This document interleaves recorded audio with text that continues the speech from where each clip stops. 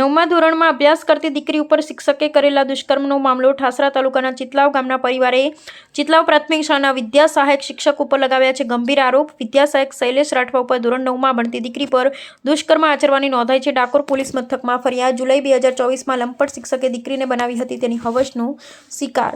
8મા ધોરણ બાદ દીકરીને 9મા ધોરણમાં પરિવારે અભ્યાસ કરવા માટે મૂકી બહાર। આ લંપટ શિક્ષક બહાર અભ્યાસ કરવા મૂકેલી દીકરીનો પીછો ના છોડવામાં આવ્યો।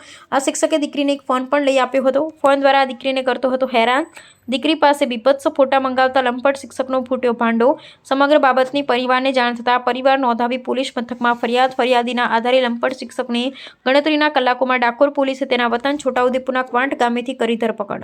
ઠાસરા તાલુકાના ગામના જે સ્કૂલના શાળાના શિક્ષકે 8મા ધોરણ ભણતી બાળા સાથે દુષ્કૃત્ય કરેલું તે બાબતે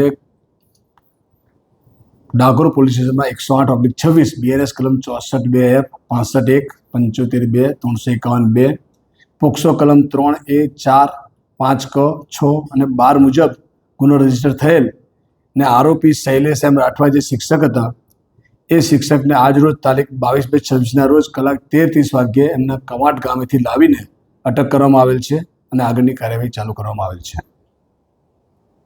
સાહેબ કે આ શિક્ષક છે ઘણા સમયથી આ બાળાને હેરાન કરતો તેવું કશું જાણવા મળ્યું? ગુના બન્યાનો સમય જુલાઈ 2025 છે। ત્યાર પછી ફરિયાદના જણાવ્યા મુજબ એને ટેલિફોન પર સંપર્ક કરતો હતો અને એને બ્લેકમેલ કરવાનો પ્રયત્ન કરતો હતો।